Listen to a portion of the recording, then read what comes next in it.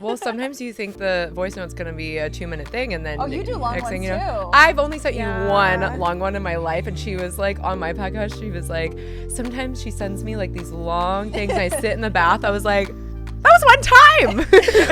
That was one time. I know. She always says to me, Taylor's always like, thank you for my personal podcast. Yeah, that was beautiful. My voice notes are like 30 seconds each. I loved listening to you for an hour. Yeah.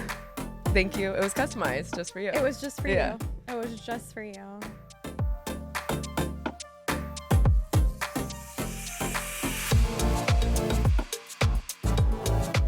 Welcome to the Dream Girl podcast, a very special event that I'm hosting with two of my great girlfriends.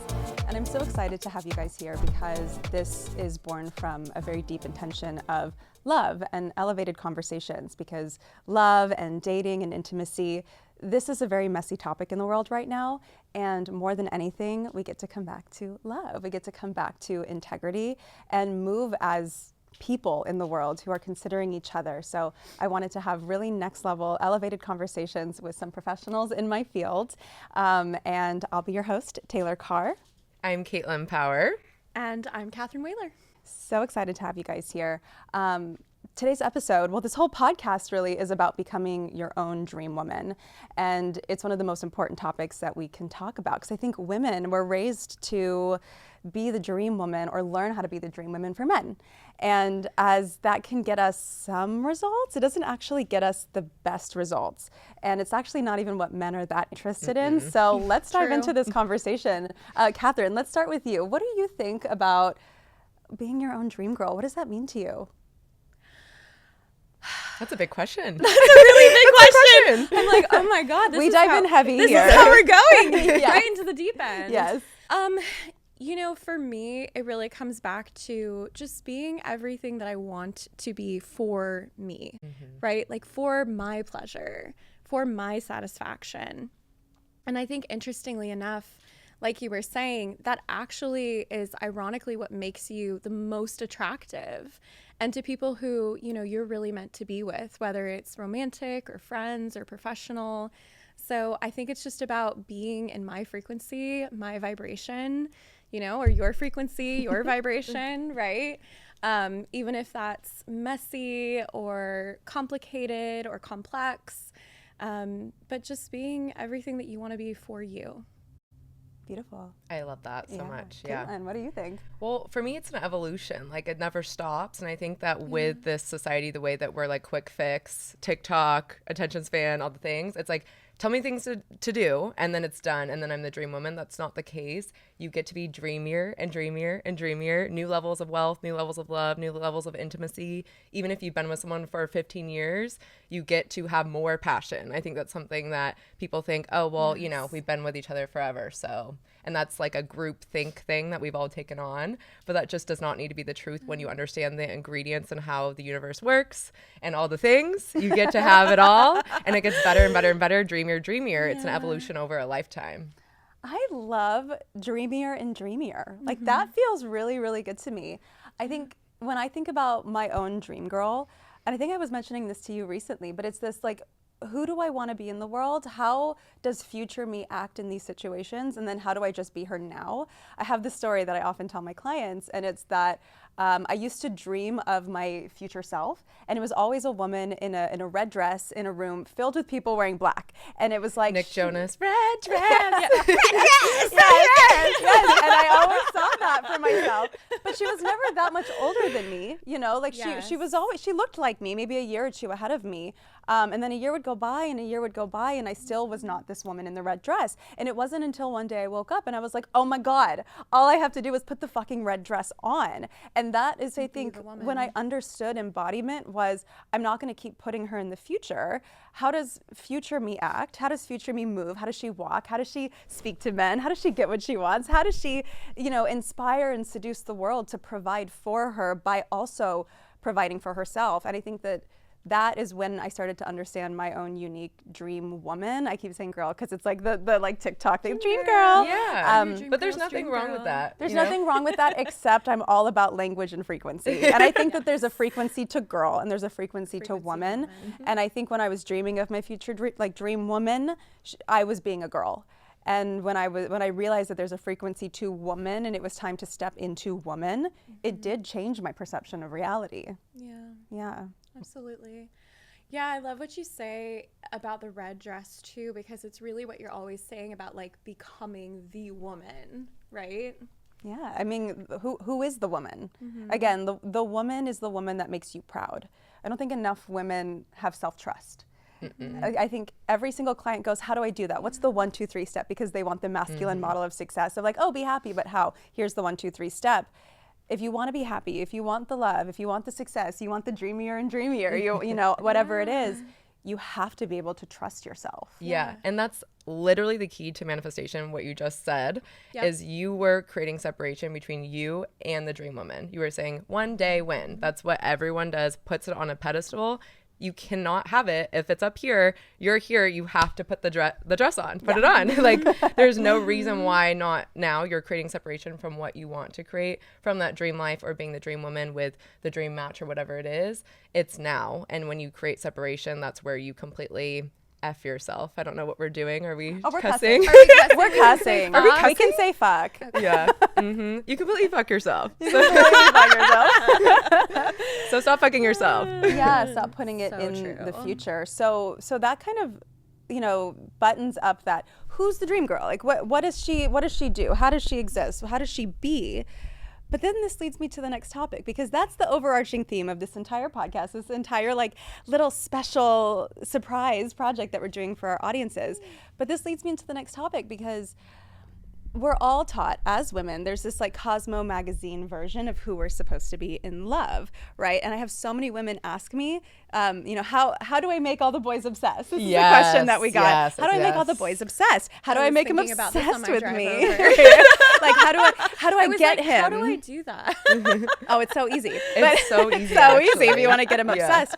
But again, like I think that people ask that from a place of that Cosmo magazine sort of like put vanilla extract on your wrist and like these like little tacky cheesy things that don't actually equal obsession from men. I think that people want me to give them dark answers of manipulation, and that's so not what I'm about. Like I can tell you like, oh yeah, like put menstrual blood in his tea, but we're not doing that here. We're not would be so fun. It would be fun. Consensual blood in tea. But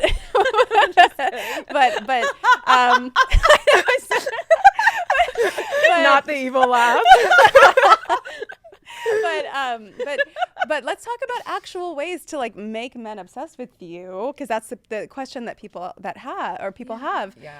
But the actual way. I want to add on to that too, because seriously, my most viral video ever is how to get him obsessed with you or something like that, because it was driving me nuts. I was seeing all these women on TikTok that honestly were more in that like little girl frequency vibe, which again, anyone can initiate into their dream woman anytime.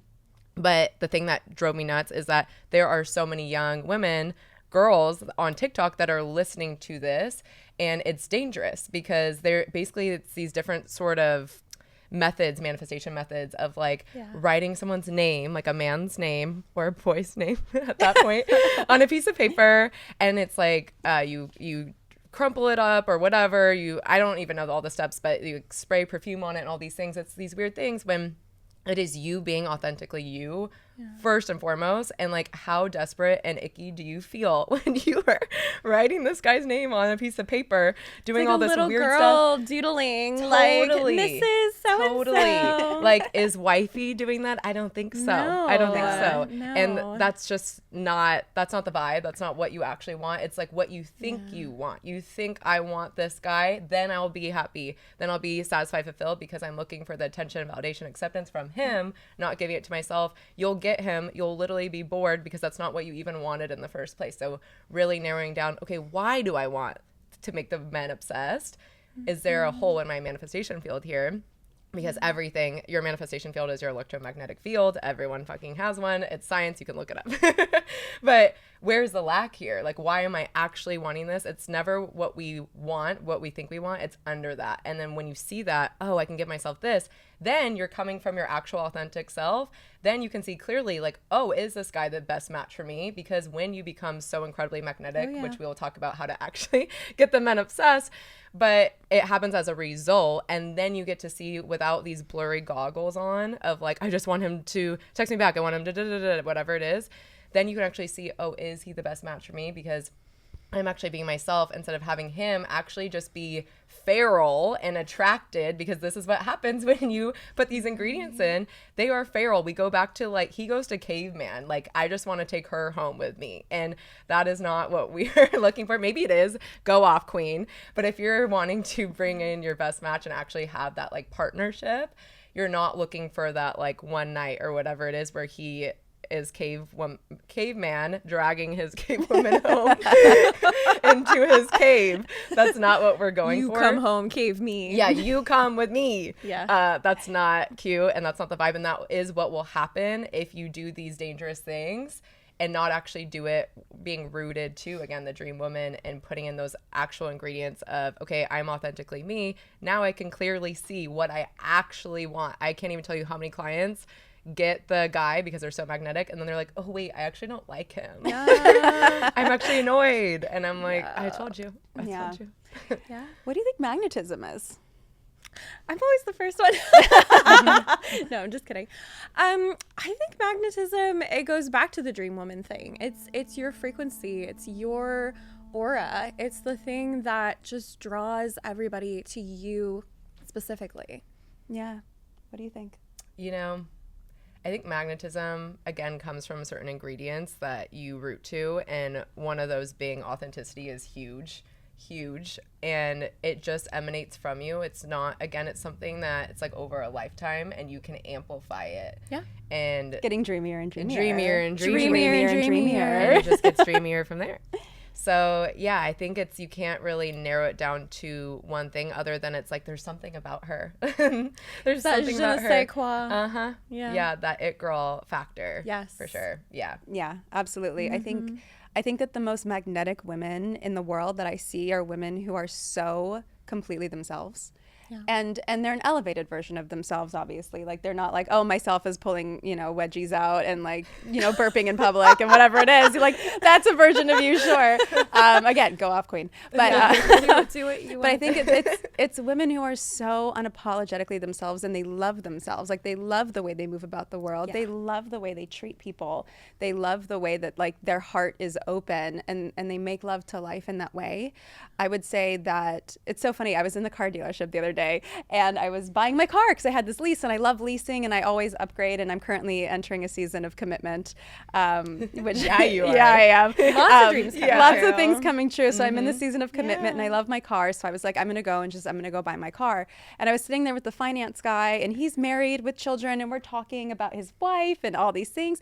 And he was like, thank you for being, the most joyful, happy customer I've ever had in here. And I was like, oh, my pleasure. Life is so great. And I was just like happy to be there.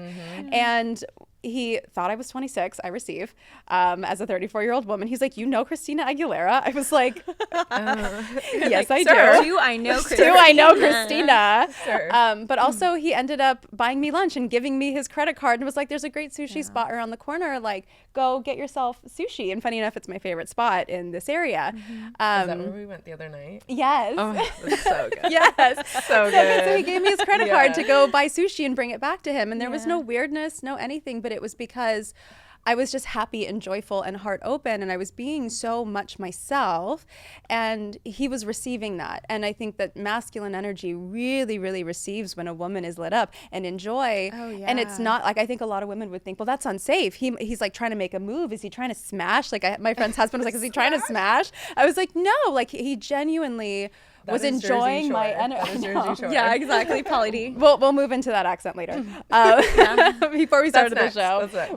Next we're going to talk like this. We're going to try smash. But yeah, it was not that he was trying to do anything other than I elevated his work experience, and so he gave to me and I received in gratitude. Yeah. And I think that's such a magnetic quality where I'm a woman who likes myself. I like the way I move about the world. I like the way that I treat people.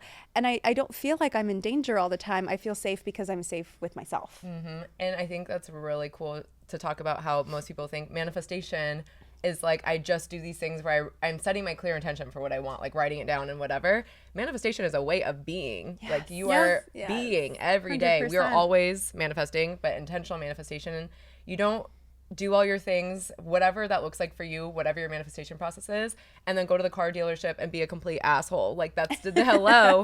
What do you think is going on? And I think people think it shuts off and on like that. No. And this is how you manifest on autopilot, where things just happen for you because it's your way of being. It just happens. Co-creating with the universe. 100%. It is so amazing. It is so magical because, like you said, it's the way that you be, it's the way that you embody, it's the way that you move, and you're co-creating at all times. And the more that you understand these like manifestation frequency, manifest your dream man, whatever it is, the more that you understand. Crawling back to you. That's literally the TikTok titles. How to have him on his like knees and like crawling back to you. I'm like, oh my God, ladies. have you seen all this stuff about like the black cat and the golden retriever? Oh, but I love that. Like, why are we animals now? No, I love that. I'm like a white cat. Oh, I'm allergic to cat. You're a golden retriever. Yeah, but like I don't want to be the golden retriever in my relationship. No, because you want to be the cat. Yeah. Okay. I mean, and I naturally am, but it's just one of those things where it's like we are always talking about why do you have to complicate it? Oh, but I love a little complication. I do. I mean, spice. I do. I like a little spice. Like it is simple and it is complicated all at once because humans are complex. That's true. And we feel a lot of things. And I think that it gives us some sort of pleasure and empowerment and understanding about ourselves when we give ourselves archetypes, be it a cat and a dog or a certain goddess or God and angels. Like we do that on purpose because they're all different parts of ourselves that we want to see manifested outside of us.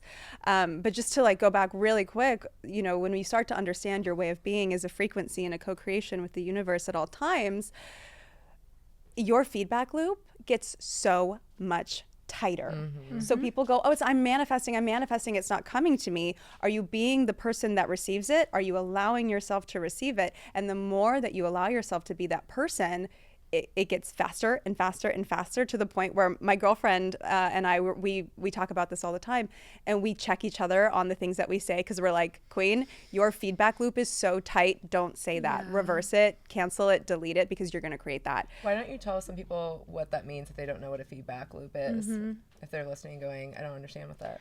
Your feedback loop is basically just you responding to you, right? So I guess a good example of this is people, circumstances, events, and everything, your entire life. And so, you know, I guess a great example of this, and it's like a cheesy, like a cheeky example, but one of my clients, we've been working on elevating her frequency, and I call it moving up the spiral. Like as you move up your spiral, you're a match to different things that are higher on the vibrational field.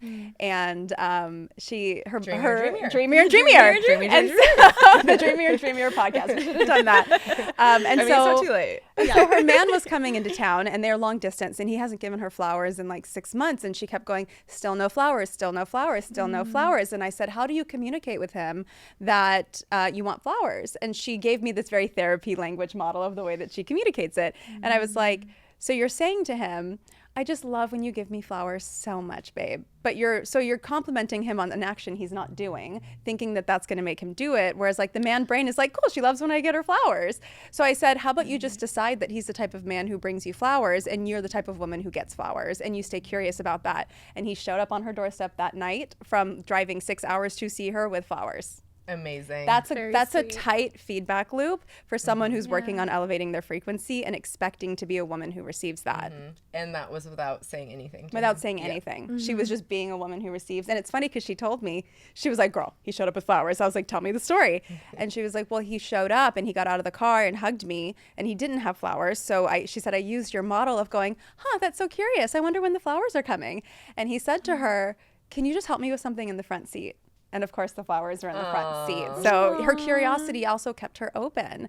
And I think that like this completely ties into the dream girl stuff. This completely ties into the love world stuff, because we're all sitting here manifesting the one and manifesting the dream man. And I don't know that we're totally being our dream man's dream woman. And real quick before we get in there, because that's so good. Yeah, but it's very juicy. I was thinking of Alice in Wonderland, like what is it? Curiouser and Curiouser. curiouser. Yeah, and it's like just be curious instead of this isn't working, it's not working. Then you're gonna manifest. It's not working. It's not working. It's not working. Yeah. Instead, get curious. Why is this not working? Where is there a hole in my manifestation field? That electromagnetic field. What am I actually looking for here? So what do the flowers give me? Is that giving me? What is it? Like, get to the bottom of it. Like, what would that give you? Is it the attention? Is it showing I value you? Where are you not valuing yourself? And just get curious and just know that once you do that, then you fix that hole and it's done. It can happen that fast. So instead of like, I did this wrong, or there's something wrong with him, like he's broken, then just get curious. And I'm so curious. I'm curious to use our word of the day. Yeah. I'm so curious. Did he explain like why that came over him? Like why he decided to get flowers? No, and she didn't ask. No, because she received. We don't want to question the manifestation. We just want to receive it. I'm just curious. But my curious. My guess is because she's been being the woman who is grateful for her life, bringing herself beauty, buying herself flowers, enjoying her own presence and experience, which makes her a match to that. I think that, let's say I want flowers because they bring beauty into my life. If I'm surrounding myself with beauty all the time, then I'm a match to beauty, then the people around me will respond with beauty. And it isn't about them. It's not their job or their responsibility to bring the beauty. It's me. I'm the beauty that I'm seeking. And so people respond in that way. Absolutely. I just wonder like what it is on his side. Like, was it a thought? Was it... Well, was it a little ping? He's just clearly obsessed with her and on his knees. Just crawling his way over. I'm so curious about what's going on in his head with that. We could make this podcast episode how to make him crawl on his knees. but authentically. I don't really know if I want that. No. Well, depends on where's he crawling? Are we in the bedroom? Like what? Where are we crawling? Wait, are we going here now? But let's talk about being your dream man's dream woman. Because again, I think a lot of women are taught to sit and write out, my dream man he's 6 feet tall with a 6-inch you know what and a 6-pack this and he's got six figures in the bank and that's like the thing that you hear. But are you being a woman that type of man would want? And do you actually want that type of man, or do you like the idea of him? But whatever it is, I teach my clients with their dream man stuff, just focus on how you want to feel. Not about who he is, how he looks, how much money he makes, because you're also limiting that. Like, he could be 7 feet tall. He could have 8 figures in the bank account. Yep. He could have, make a little less than 6 figures and be the most kind gentleman in the entire world who is so generous. So like not capping ourselves with that, but getting clear, how do I want to feel? And how do I want him to make me feel? And then that type of guy, who is that? I'm open to possibility. And I'm going to be a woman that type of guy would value and that type of guy would love. Yeah. Can we real quick, talk about I think that thing about wanting him to be so obsessed, wanting him to crawl and all the things, you're actually not going to want that. Like I was talking about with my clients that were like, okay, wait, he's literally acting every way that I wanted once we did the subconscious reprogramming. Yeah. She came back to me. She's like, Katelin, I don't want him anymore. He's actually annoying me.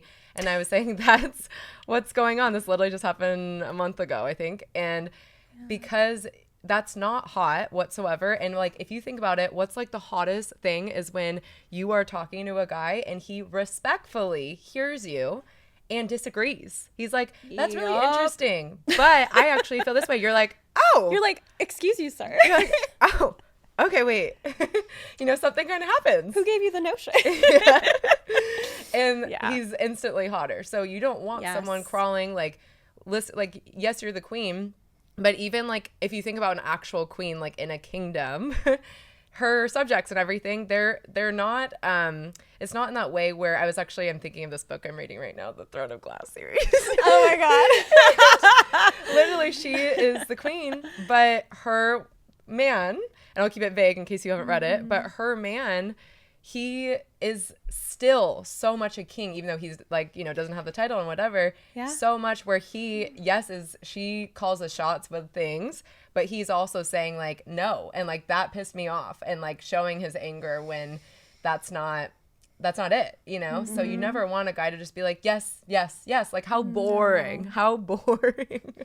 Literally my worst nightmare. Yes. Yeah. So if you think you want that, I don't think you do. Self-respect is sexy. Mm-hmm. Yes, very sexy. It shows strength. It does show strength. Yeah, it shows strength. It shows that you can protect me and protect and provide. That's what we're looking for in a man. Yep. Because you're not going to bend that easy with anything. You're going to go no with anything coming up, with career stuff coming up, with values, with morals. When someone asks you to bend, when there's like a hot woman hitting on your husband, he's going to say no. I'm not going to bend to that.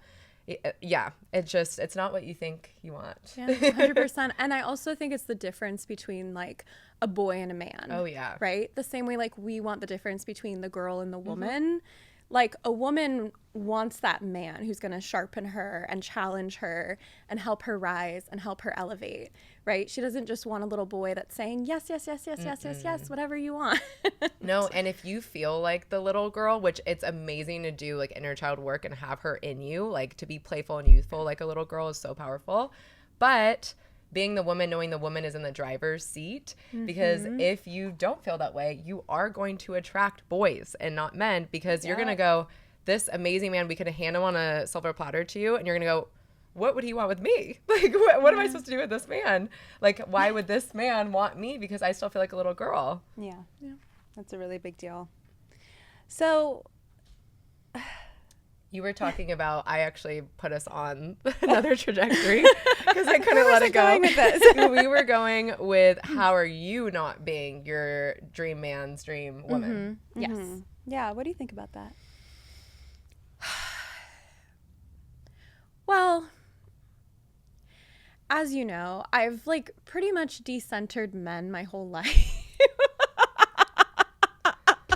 You're the outlier. Yeah. It came naturally to you. The rest of us had to learn how to put ourselves first. Yeah. I have a Venus in Aries. And for people who don't know what that means, Marilyn Monroe had a Venus in Aries. I don't know what it means. Marilyn Monroe had a Venus in Aries. Jennifer Aniston, Rihanna, Shakira. So when we're talking about kind of that it girl thing, people are always kind of like, there's just like this je ne sais quoi about you. I'm like, it's really just my astrology. Like, truly, it's just my cosmic makeup. And how that's informed, you know, my life and my personality and my trajectory. But yeah, for me, I really respect men. Like, I respect men that are, you know, worth the respect. Right? I really understand men. I'm friends with a lot of men, like the good guys, and I always have been. I also was fortunate to have a dad who, you know, treats my mom really, really well. Shout out to Jude. Shout out to Jude. Shout out to Jude. Hey, Jude. Hey, Jude. He'll love that. He always says his lot in life is to be surrounded by beautiful women. He had 7 sisters, very strong moms. So yeah, you know, my dad, my grandfather, my uncles, I recognize now how that sort of informed it too, because I never saw men on a pedestal. I never saw men as something that I had to strive to get the attention of. So for me, it's been less of a question of how do I be my dream man's dream woman, because I never questioned that. I never really had a dream man, if that makes sense. There was a period in my life where I had kind of like a boyfriend catalog, as it were, where I was like, ooh, if he could have this and this and this and this and this, I'd be super happy. And then I manifested that man. He was in love with me. And it wasn't exactly what I wanted, like you were saying. I realized that it was more of a mirror for things that I saw in him that I wanted to further evolve within myself. You know, he was a little bit older and he had more time to figure those things out. So for me, the whole like dream man, dream woman thing, I'm far more interested in, yes, you being your own dream woman, and then you attracting a partner on that same frequency from there versus making a man a dream, you know? Mm-hmm. I love that so much because I'm kind of the same way. That I was just having a conversation with two of my friends, I think that was yesterday, and they were talking about their celebrity crushes, and they just know it. I know theirs. Yeah. I don't even know mine, you know, and I had to Same. think of it Yeah. and really go, okay, well, Yeah. there's like Jonathan Bailey in Bridgerton. Yeah. And then we had just I mean, seen, we all love Jonathan. I mean, Bailey. hello. Who doesn't? Anyone who has a pulse. Have you seen him in Wicked? Yeah. Yeah, I've seen him in Wicked. But we had just seen Gladiator together, and Yeah. Paul Mescal, sir, whoa. Yeah. So, but it's funny because a lot of girls or women will say this is, you know, and I don't have that, and that's okay. Yeah. Because again, it really is coming from you. It's all internal, it's reflected external. So I Yeah. think that's really okay to go and recenter and go, okay, yeah, it's great to set an intention with like, I'm clear with the universe, God, whatever you believe in, that this is the type of man, like I choose to feel like he values me. I choose to feel like this, but Yes. try to go off of the feeling, even like with something about like his smile. Like maybe you're like, he has to have straight teeth. What about he has a smile that you love looking at that like makes you light up inside? Yeah. So I choose to feel like his smile is just like the sun. Instead I like to of do being, that work with my yes. clients, and I've done it with myself as well, where we write out a manifestation list of the dream, right? And then you put the value next to it. So when you think that. of like straight teeth, does that equal like great personal hygiene, takes care of himself, like values himself? Like what is the actual value behind that versus just like the physical feature, right? Because you truly don't know. Like you think you know, but Yeah, you don't know. yeah. And if you're not with him yet, it's just because it's not right for you to match yet, which is fine. Yes. But so you're probably still, and you are still getting the soul Yes. growth to get there. So you can't even, it's like that lens of knowing it, that clarity of what you want. You'll know it when you're there. But trying to know, like, he's this height, like everything that you were saying, it's like he very well might not be, and you're going to freaking love that about him. Like, you're going to be so into that him. just right for Yes. you. Yeah. And I think to that end, too, with what Taylor was talking about, right, of, like, becoming your dream man's dream woman, within that exercise, my next part is to look at embodying that for yourself. So, like, on my list, one of the things I had was, like, rides a motorcycle. Which I like don't want anymore at all. I was gonna say I do not. It's like a death trap. I don't want that anymore at all. Okay, no one hit me up, but it was just it was like ride a motorcycle, and then I put the value, and it was like, oh, adventurous, and so I was like, oh, where in my life can I have even more adventure? You know? Yeah, that's perfect. Like just seeing what's under that. And then just becoming that person. And I think what I love about it is that you attract in so many great things beyond the guy. Oh, yeah. That by the time that the guy comes, you're like, duh. You know? Exactly. Why wouldn't he want to join my awesome life? And that's the level of neutrality too to get to, of like not needing this because I'm lacking. Yep.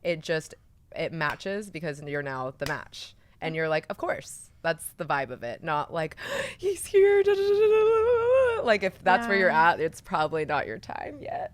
Yeah, you need nothing, you desire everything. I think what I love about the dream man's dream woman exercise is because it also shows us a mirror of maybe where we're being like unrealistic. And not to say that you can't have what you want, you can't, but we really do hold this idea of who should be our romantic partner to this unrealistic standard, which means that the men are doing it to us too. And so when we have that reflection of like, okay, here's all the perfect things about the perfect man that I want to call into my life, and then who's his dream woman, we actually have to take a look at ourselves in that too, because my dream man's dream woman is me. Yeah. My dream man's dream woman is me at my most authentic self, which also includes my bratty side, which also includes when I am feeling like a little girl when I'm sick, which also includes my empowered boss babe, like multiple six-figure company side. I like love all when of this. Eric was like, Taylor, you drink a beer sometimes. He's like, I've seen you drink a beer.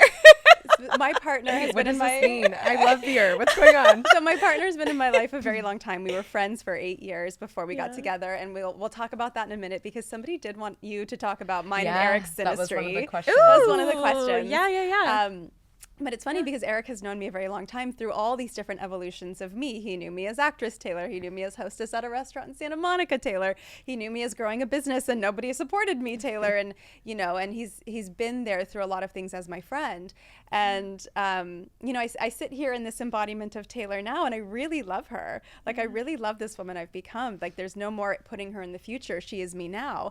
And I was sitting there like, date night, being this fancy girl. And he looks at me, he's like, okay, but I know you like beer and nachos, and I've seen you eat them. And I was like, what?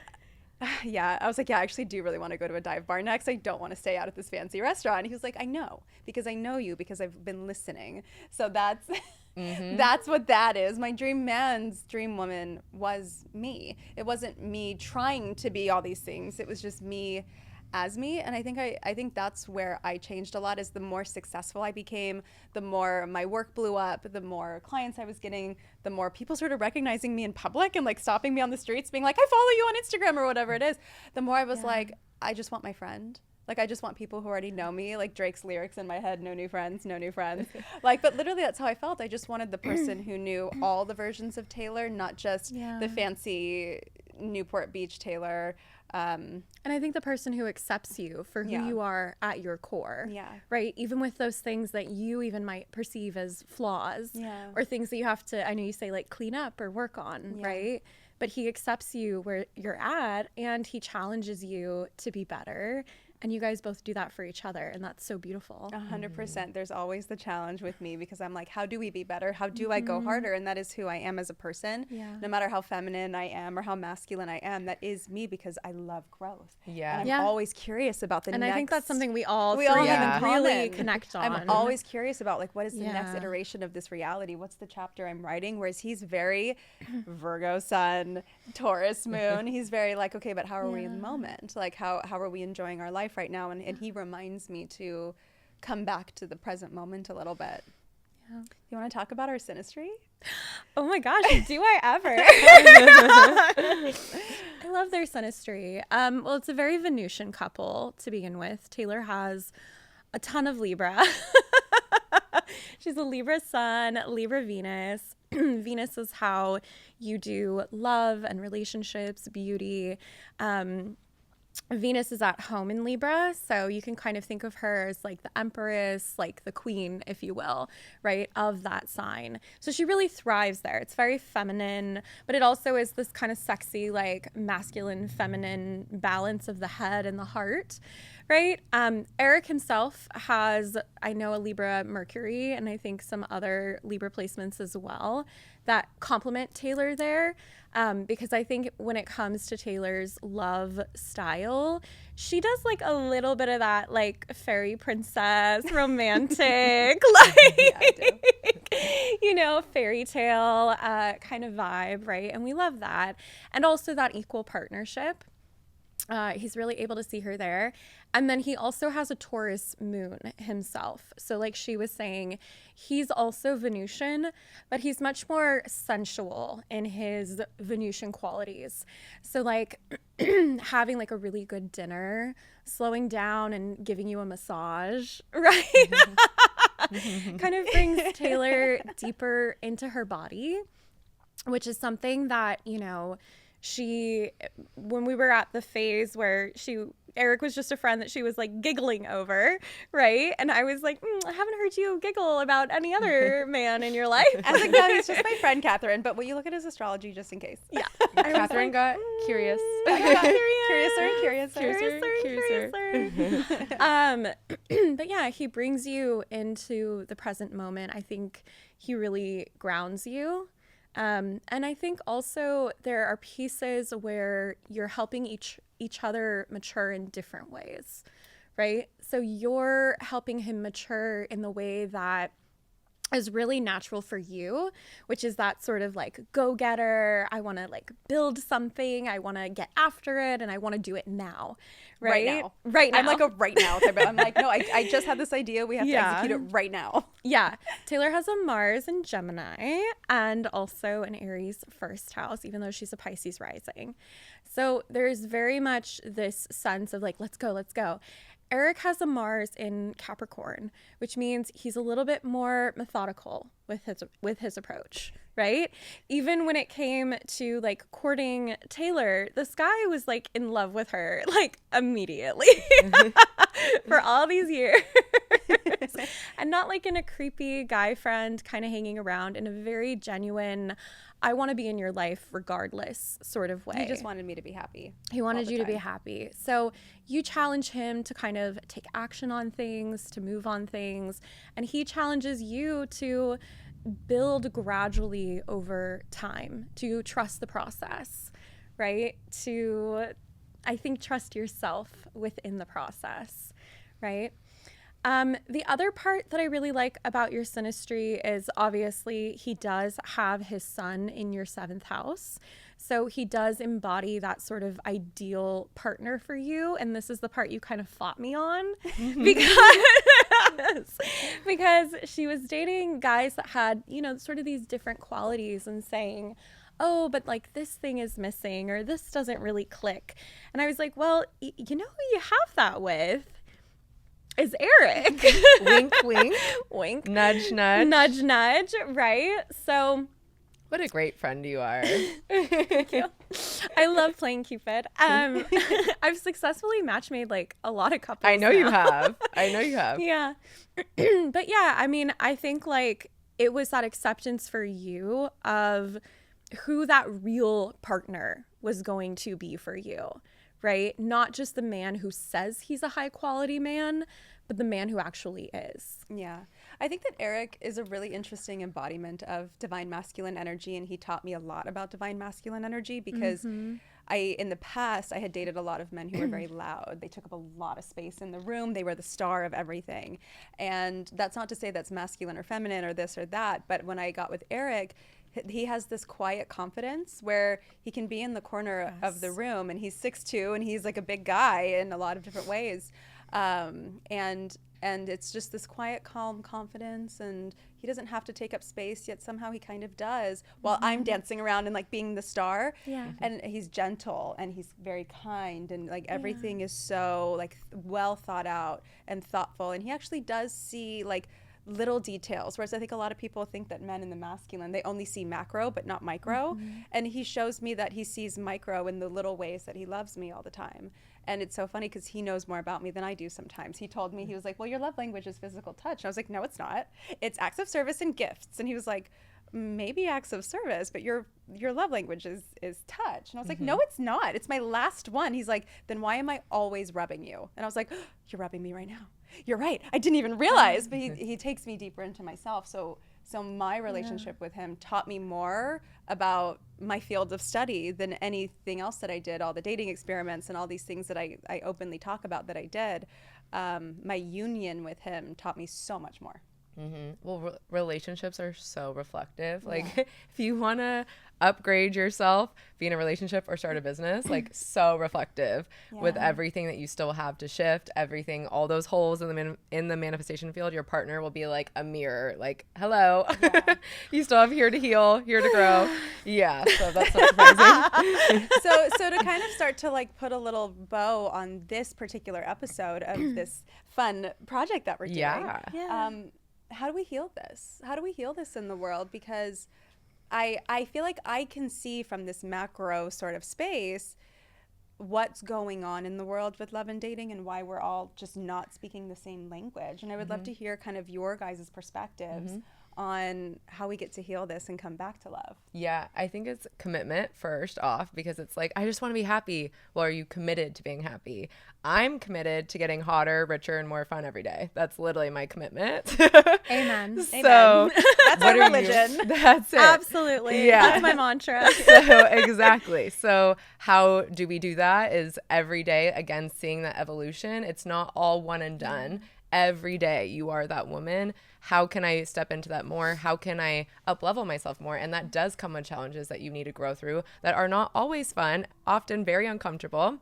And that's okay. And seeing, even with just dating, like that's extremely reflective. When you get rejected, where are you just immediately dropping your power and going, well, if there's something wrong with me, then I wasn't hot enough, I wasn't smart enough, I wasn't accomplished enough. Instead of just going, he just wasn't the match for me, and that's okay. You wouldn't think of like the men in your life, your amazing guy friends, that you just aren't a match romantically. You wouldn't think like something's wrong with them or whatever. You just aren't a match. So where are you making things mean things about yourself?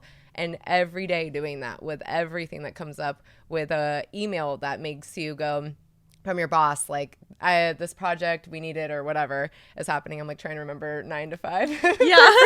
Like what used to really like bother corporate. me. Yeah. I'm like, oh, that would suck. And taking that and going, okay, why am I so triggered by this? It's really a day by day thing. Like, what is under here? Am I thinking that I'm not accomplished enough? I'm not seeing my value in the workplace or in another area of life. Like, often it gets reflected from another area. So where am I not valuing myself? It's an everyday commitment to those things. Like, what are you committed to? Are you committed to being the dream woman? Or are you just saying, oh, that would be so great, I love that, I want to be happy? Or are you committed to that? That's, to me, how you do it. Yeah, it's I love that. beautiful. What about you, Katherine? I think for me, it's the staying true to what's right for you and recognizing that anything in life, but especially relationships, especially romantic relationships, right? Dating is not cookie cutter, right? It's not one size fits all. You don't want the same kind of guy that I want, that Taylor wants, right? It's that matching that you were just saying. So for me, even looking at it from like an astrological level, which I know we're going to explore a little bit more, and we just touched on with you and Eric, I think what's really beautiful about it is that it's the simplicity of coming back to yourself, right? It's the simplicity of coming back to your power, and that attracting anything that you could ever want.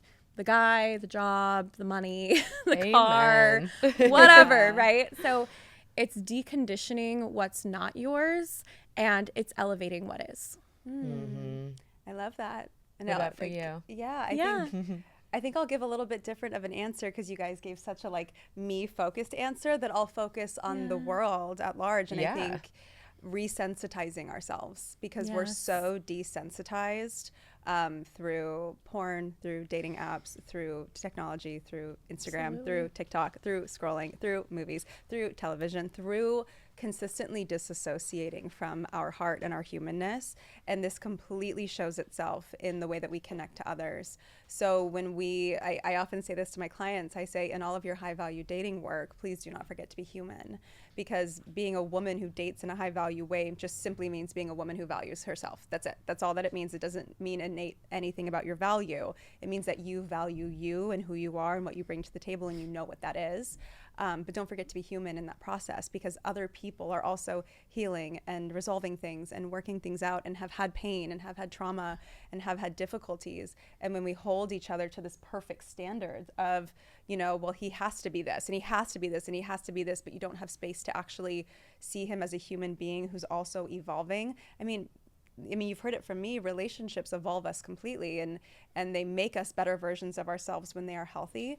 So know what's healthy, know what's right for you, know yourself, and then be human in the process and resensitize yourself, start to feel again. Yeah, we talked about that when you were on my podcast. Like, don't be an asshole. Don't be an Yeah. asshole. Like, what are you doing? Think about it if you need to get until this is your way of being. Like, think about if that was your brother or a nephew or something that you really care about, him being rejected. Like, if you're like, I'm not interested, how would you treat Men him? are people too. Yes. Men are people too. They are people too. Beautiful. That should be the title. As my best Men guy are friend people likes too. to say, he's like, no, duh. I'm like, right, but I have to remind myself. Yeah. Because you do get to that desensitized place, Yeah. right? Where you're like, oh, right. This is a human being with a family and a career and their own aspirations and their own emotions. And so are we. And so are we. And we get to co-create in that space together. Yeah, I love that. So beautiful. Ladies, thank you for this episode. And we will see you guys in the next one. And the next one, have fun. Yay.